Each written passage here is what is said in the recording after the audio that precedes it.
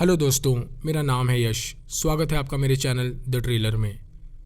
आज जिस bank robbery की कहानी मैं आपको सुनाने जा रहा हूँ उसके पीछे ना तो किसी चोर का हाथ था और ना ही किसी क्रिमिनल गैंग का, बल्कि इस पूरी चोरी को पुलिस ऑफिसर्स के एक गिरोह ने अंजाम दिया, और वो भी इतनी सफाई से कि तहकीकात करने वालों के हाथ कुछ भी नहीं लगा। ये सभी पुलिस ऑफिसर्स करप्ट होने के साथ साथ हाई रैंकिंग ऑफिसर्स भी थे, जिन्होंने अपनी पावर और पोस्ट का गलत इस्तेमाल करके एक बैंक के वॉल्ट से $10 मिलियन चुरा लिए। हालांकि इस पूरी चोरी को एक परफेक्ट चोरी कहा जाने लगा, मगर इस चोरी के बाद कुछ ऐसा हुआ जिसकी वजह से एक एक करके सारे चोर पकड़े गए। तो आखिर वो ऐसा कौन सा तरीका था जिसकी वजह से सभी पुलिस वाले एक परफेक्ट चोरी को अंजाम देने में कामयाब हो गए, और इस चोरी के बाद ऐसा क्या हुआ जिसकी वजह से सभी चोर पकड़े गए। कहानी शुरू होती है मैसाचुसेट्स के छोटे से शहर मेडफोर्ड से। इस शहर की कुल आबादी थी 60,000 और सन 1980 के दशक में शहर अपनी फाइनेंशियल स्टेबिलिटी की वजह से काफ़ी फल फूल रहा था। जहां एक तरफ लोग खरीदारी करने के लिए अच्छे खासे पैसे खर्च कर रहे थे, वहीं दूसरी तरफ छोटे मोटे बिजनेस और दुकानदार अच्छे पैसे कमा रहे थे। इस शहर के लोग अपने कमाए हुए पैसों को रखने के लिए सबसे ज़्यादा जिस बैंक पर भरोसा करते थे वो था डिपॉजिटर ट्रस्ट कंपनी, और ये वही बैंक था जो मेडफोर्ड का सबसे बड़ा और भरोसेमंद बैंक भी था। इस शहर के सभी सेफ्टी डिपॉजिट बॉक्स हमेशा बुक रहते, क्योंकि इस शहर के लोग अपना सभी कीमती सामान इन्हीं सेफ्टी डिपॉजिट बॉक्स में रखते थे, जिसमें गोल्ड, कैश, ज्वेलरी और कीमती कागजात शामिल होते। इस बैंक के वॉल्ट को बिल्कुल एक किले की तरह मजबूत बनाया गया था, जिसमें वॉल्ट की दीवार, ज़मीन और छत को लोहे की सरिया डालकर बनाया गया था, और ये दीवारें 50 सेंटीमीटर मोटी थीं। इस पूरे वॉल्ट में दरवाजे से लेकर पूरे वॉल्ट के सेफ्टी बॉक्सेस और छत और दीवारों में state of the art technology का इस्तेमाल किया गया था, जिसकी वजह से वॉल्ट में एक छुपा हुआ साइलेंट अलार्म लगाया गया था जो सीधा पुलिस स्टेशन और अलार्म मैन्युफैक्चरिंग कंपनी से कनेक्टेड था। और जैसे ही कोई इस वॉल्ट में चोरी करने की कोशिश करता, यह अलार्म पुलिस स्टेशन और अलार्म मैन्युफैक्चरिंग कंपनी में बजने लगता। हालांकि बैंक मैनेजमेंट ने उस ज़माने के हिसाब से काफ़ी advance alarm security system install कराया था, मगर वो इस बात से बिल्कुल बेखबर थे कि कानून के रखवाले इस बैंक को लूटेंगे और उनका ये हाई सिक्योरिटी अलार्म सिस्टम भी वॉल्ट में चोरी होने से नहीं रोक पाएगा। इस चोरी के मास्टरमाइंड का नाम है जेराल्ड क्लेमेंटे, जो पूरे शहर की पुलिस का कैप्टन था और बहुत ही करप्ट ऑफिसर था।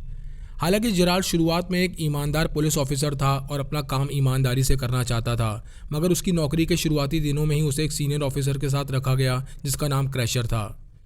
क्रैशर एक निहायत ही करप्ट ऑफिसर था जो अपने अंडर करप्ट ऑफिसर का एक पूरा नेटवर्क चला रहा था, और वो सभी करप्ट ऑफिसर एक दूसरे के गलत कामों को छुपाकर एक साथ मिलकर पैसे कमा रहे थे। एक रात जेराल्ड एक ऑफिसर को एक स्टोर से लाउंज चेयर चुराते हुए देख लेता है, और जब वो इस बात की खबर क्रैशर को देता है तब क्रैशर उससे कहता है कि वो ऐसी चीज़ों को नज़रअंदाज कर दिया करे।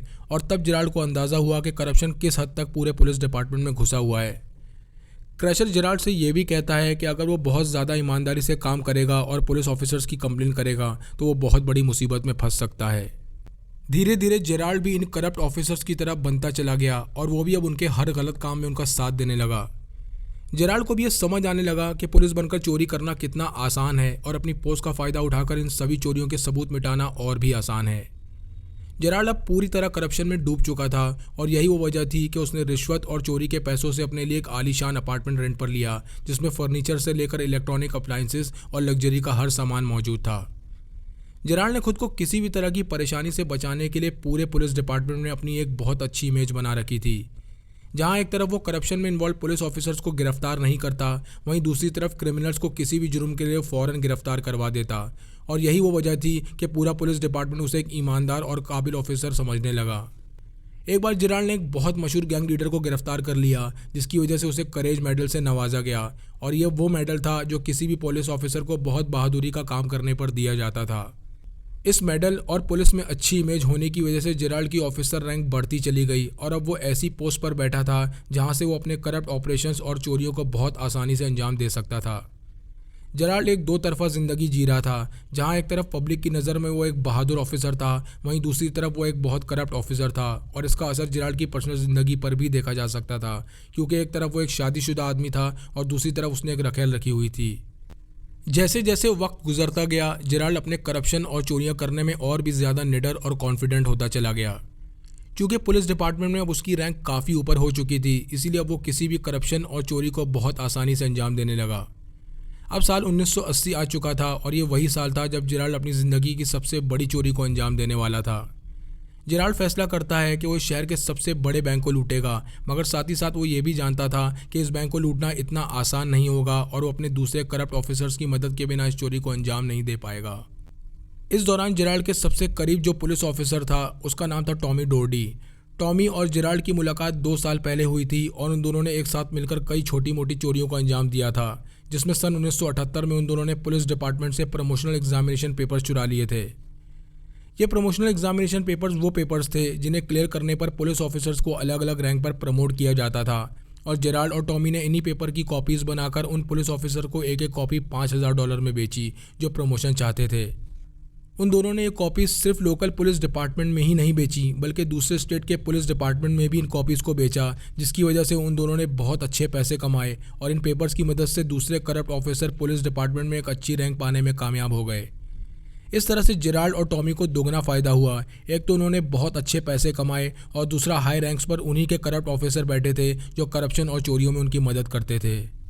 सन 1980 आते आते जेराल्ड और टॉमी फैसला कर चुके थे कि इस बार वो एक ऐसा हाथ मारेंगे जिसके बाद उन्हें कभी काम ना करना पड़े, और तभी वो फैसला करते हैं कि वो डिपॉजिटर ट्रस्ट कंपनी को लूटेंगे।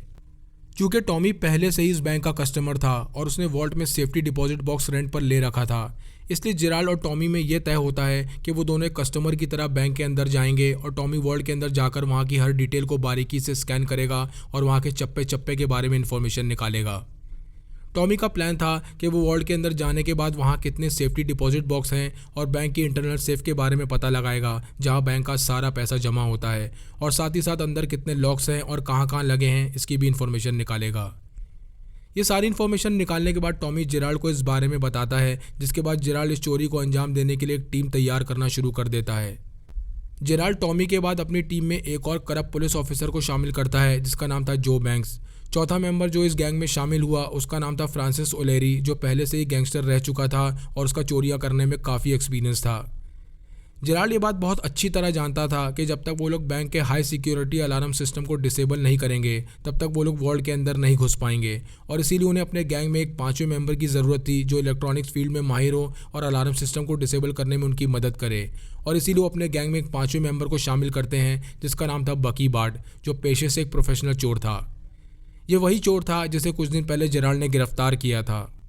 अब उनकी 5 लोगों की एक पूरी टीम तैयार हो चुकी थी जिसमें शामिल होने वाले लोगों के नाम थे जेराल्ड, जो इस पूरी चोरी का मास्टरमाइंड था। दूसरा टॉमी, जो एक करप्ट पुलिस ऑफिसर और जेराल्ड का खास दोस्त था।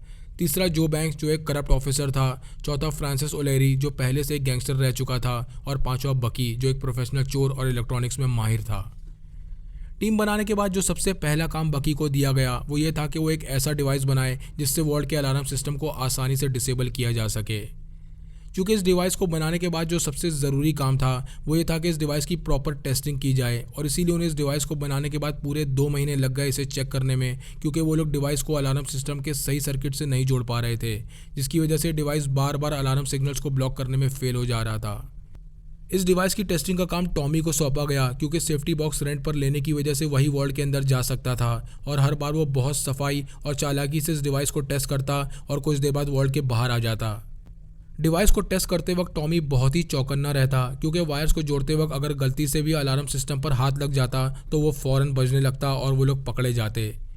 चूँकि जेराल्ड और उसके साथ जो 2 और करप्ट ऑफिसर थे वो हर वक्त अपनी वर्दी में रहते और अपनी पुलिस की गाड़ियों में पेट्रोलिंग करते रहते ताकि वो हर चीज़ पर नज़र रख सकें और प्लानिंग पर काम कर रहे बाकी 2 लोगों को हर आने वाले खतरे के बारे में चौकन्ना रखें। क्योंकि जेराल्ड पब्लिक और पुलिस डिपार्टमेंट की नज़र में एक बहादुर और ईमानदार पुलिस ऑफिसर था, इसलिए सभी इस बात से बिल्कुल बेखबर थे कि जेराल्ड ने एक टीम बनाकर अपनी चोरी की प्लानिंग शुरू कर दी है और किसी को उस पर कोई शक नहीं हुआ। 2 महीनों की टेस्टिंग के बाद आखिरकार टॉमी को वो सही तार और सही तरीका मिल जाता है जिससे वो इस डिवाइस को अलार्म सिस्टम से जोड़कर उसे डिसेबल कर सकें, और इस तरह वो लोग अपनी प्लानिंग का पहला पड़ाव पार कर चुके थे। अब बारी थी वॉल्ट की छत और दीवारों की, जिन्हें लोहे की सरियां डालकर 50 सेंटीमीटर तक मोटा बनाया गया था, मगर इन छत और दीवारों में ड्रिल मशीन से छेद करने में कई दिन लग सकते थे। इसीलिए जेराल्ड अपनी टीम के साथ मिलकर ये फैसला करता है कि वो लोग इस वॉल्ट की दीवार को डायनामाइट से उड़ाएंगे। हालांकि उन लोगों ने डायनामाइट से दीवार को उड़ाने का फैसला तो कर लिया था, मगर उनके सामने जो सबसे बड़ी परेशानी थी वो थी डायनामाइट धमाके में होने वाली आवाज़, जिससे लोगों का ध्यान उनकी तरफ जा सकता था, और इससे निपटने के लिए वो लोग एक बहुत ही शातिर चाल चलते हैं। जेराल्ड और उसकी गैंग में ये तय होता है कि वो लोग इस चोरी को उस रात अंजाम देंगे जिस रात पूरा शहर मेमोरियल डे का जश्न मना रहा होगा और हर जगह बम पटाखे फूट रहे होंगे। उनके ऐसा करने के पीछे की वजह ये थी कि अगर डायनामाइट ब्लास्ट की आवाज़ किसी को सुनाई भी दे तो उसे लगे कि ये किसी पटाखे की आवाज़ है और डायनामाइट ब्लास्ट की आवाज़ इन पटाखों की आवाज़ में दब जाएगी। चूँकि इस मेमोरियल डे का जश्न फ्राइडे को मनाया जाने वाला था, इसलिए बैंक्स फ्राइडे से लेकर संडे 3 दिन तक बंद रहने वाले थे। जेराल्ड और उसकी गैंग के लिए एक बेहतरीन मौका था इस बैंक को लूटने के लिए, क्योंकि उनके पास पूरी 3 रातें थीं जिसमें वो अपने इस पूरे प्लान को अंजाम दे सकते थे।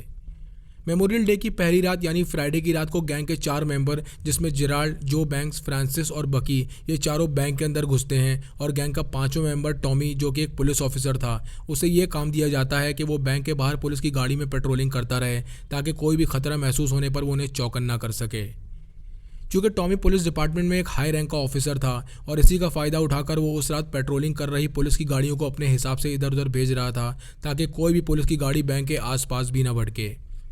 इधर जेराल्ड को भी इस बात का यकीन था कि अब उनके चोरी के इस ऑपरेशन में कोई रुकावट नहीं आएगी और वो लोग अपनी चोरी की शुरुआत कर देते हैं।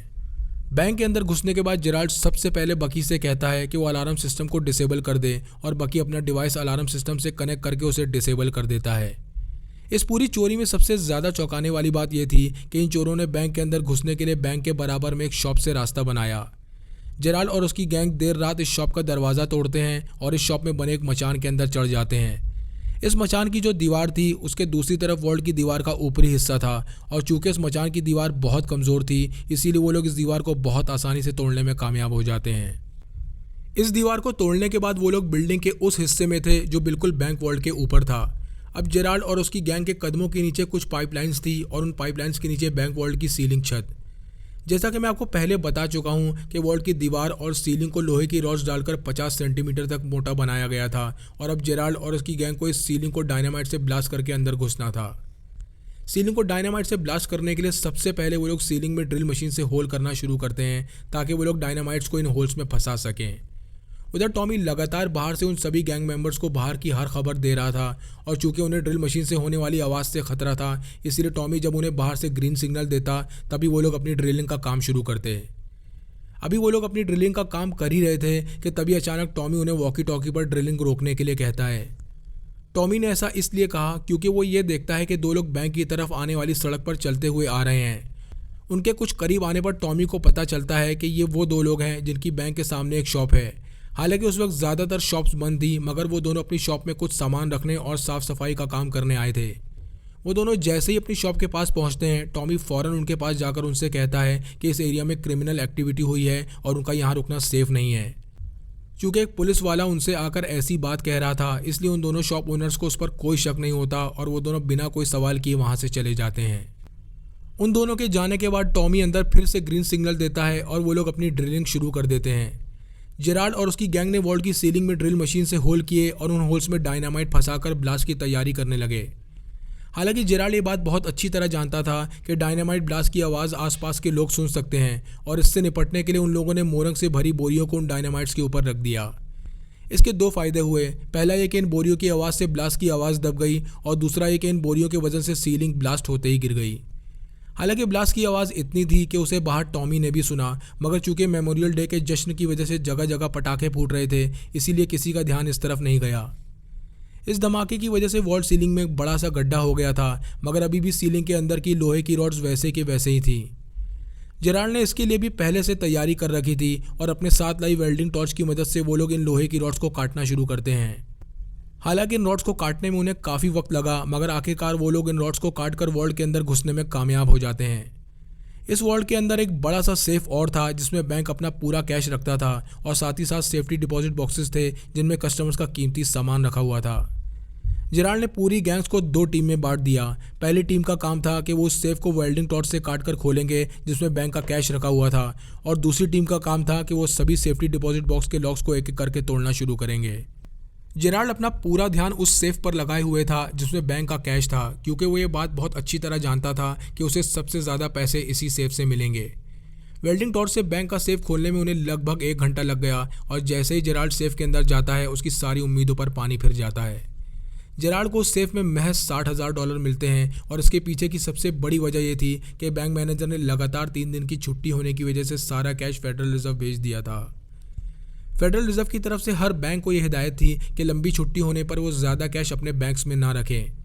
अब इसे जेराल्ड की खराब किस्मत कहें या खराब प्लानिंग कि जो रात उन लोगों ने चोरी के लिए चुनी उसी दिन सारा कैश फेडरल रिजर्व भेज दिया गया, मगर अभी भी जेराल्ड और उसकी गैंग के हाथ में वो सभी सेफ्टी डिपॉजिट बॉक्स थे जिनमें कस्टमर्स का बेशकीमती सामान रखा हुआ था।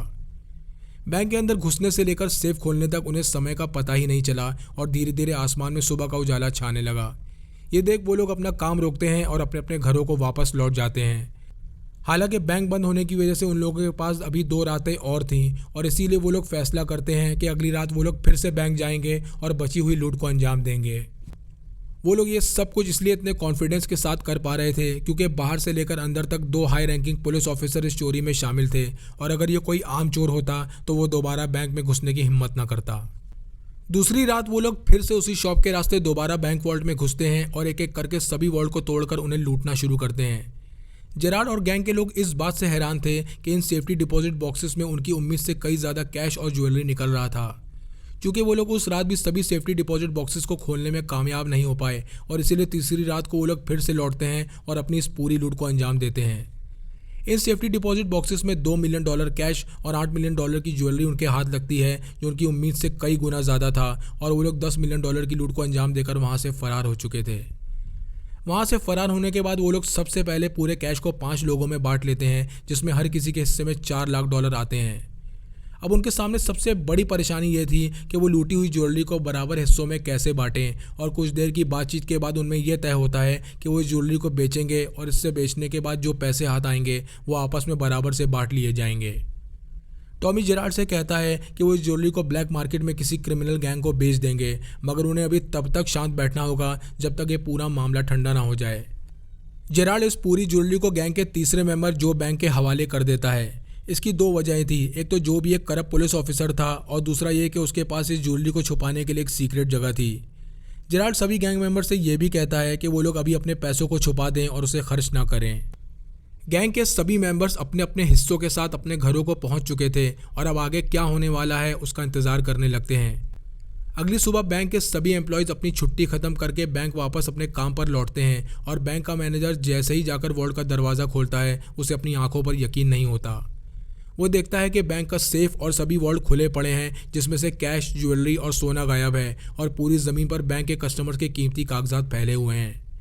बैंक मैनेजर जब सीलिंग में हुए गड्ढे को देखता है तो उसकी आंखें फटी की फटी रह जाती हैं और वो फ़ौरन इस बात की खबर FBI को देता है। FBI लोकल पुलिस को लेकर मौका वारदात पर पहुंच जाती है और सबसे ज़्यादा हैरानी वाली बात यह थी कि इस लोकल पुलिस में टॉमी भी FBI के साथ आया था, वही टॉमी जो बाहर की हर खबर गैंग तक पहुंचा रहा था। टॉमी यहाँ भी FBI के इन्वेस्टिगेटिंग ऑफिसर्स पर नज़र रखे हुए था और अपना पूरा जोर लगा रहा था कि कोई भी सबूत FBI के हाथ न लगे। जेराल्ड और उसकी गैंग ने इस पूरी चोरी को इतनी सफाई से अंजाम दिया था कि उन्होंने कोई भी सबूत या कोई भी फिंगरप्रिंट अपने पीछे नहीं छोड़ा था।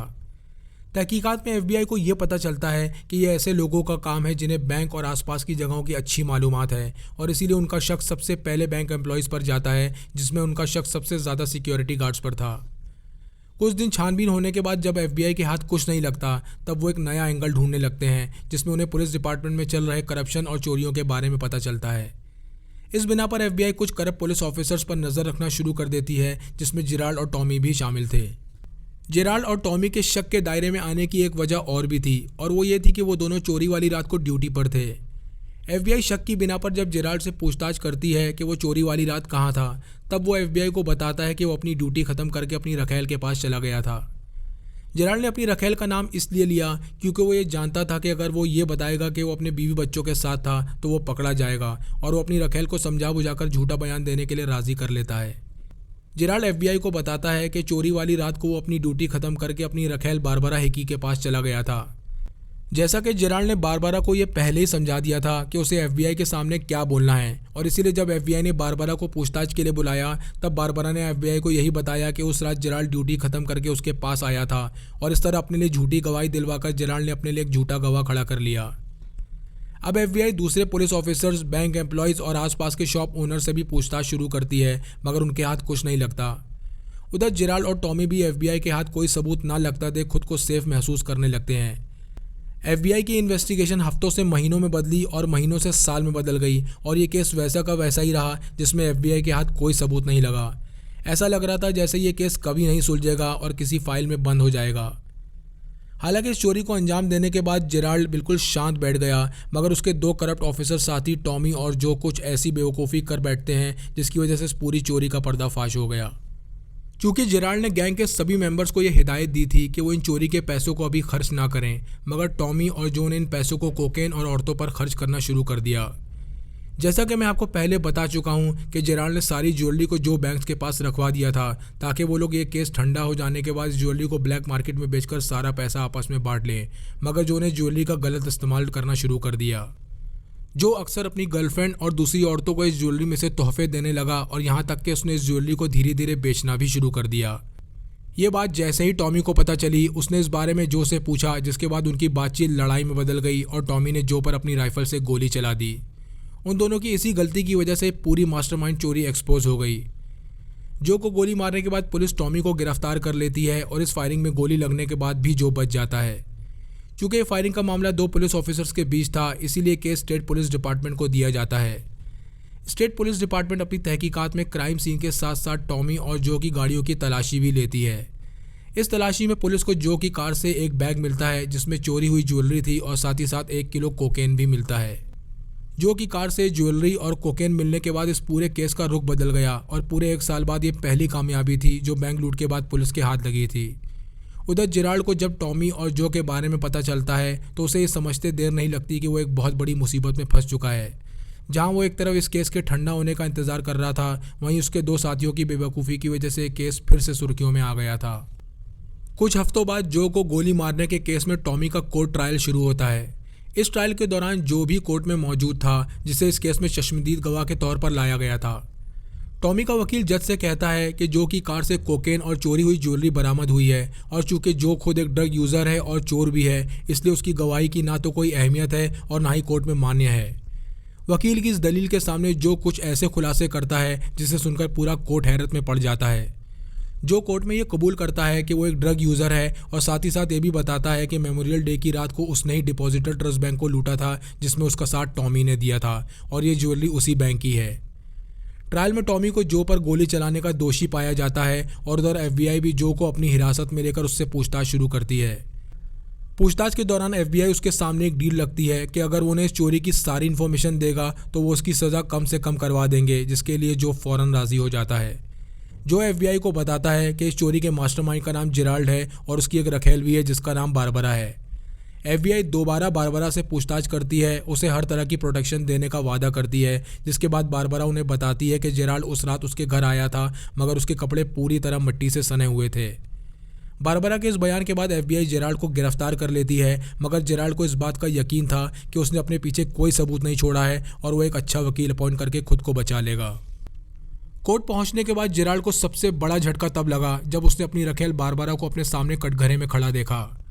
बारबरा ने कोर्ट में यह बताया कि चोरी की रात जेराल्ड मिट्टी से सना यूनिफॉर्म पहनकर उसके घर आया था और साथ ही साथ उसके कैरेक्टर के बारे में भी बताया कि वो कितना बड़ा करप्ट ऑफिसर है। बारबरा ने यह भी बताया कि जेराल्ड उससे अक्सर कहता था कि वो एक बार में ही ऐसा हाथ मारेगा जिसके बाद उसे कभी काम करने की ज़रूरत नहीं पड़ेगी। जेराल्ड का वकील इससे पहले बारबरा से कोई सवाल जवाब करता FBI ने जो को कोर्ट में पेश कर दिया और चूंकि जो की FBI से सज़ा कम करने की डील हुई थी, इसीलिए वो कोर्ट को पूरे चोरी के ऑपरेशन के बारे में बताता है और इसमें शामिल सभी लोगों के नाम भी बताता है, जिसके बाद कोर्ट जेराल्ड, टॉमी, फ्रांसिस और बकी को 30 से 40 साल की सज़ा सुनाता है। ये थी कहानी उन पुलिस ऑफिसर्स की जिन्होंने अमेरिका की एक लगभग परफेक्ट बैंक चोरी को अंजाम दिया मगर अपने ही साथियों की बेवकूफ़ी की वजह से पकड़े गए। आपको ये कहानी कैसी लगी कमेंट सेक्शन में लिखकर ज़रूर बताएं। चैनल को लाइक और सब्सक्राइब करें। मिलते हैं नेक्स्ट वीडियो में।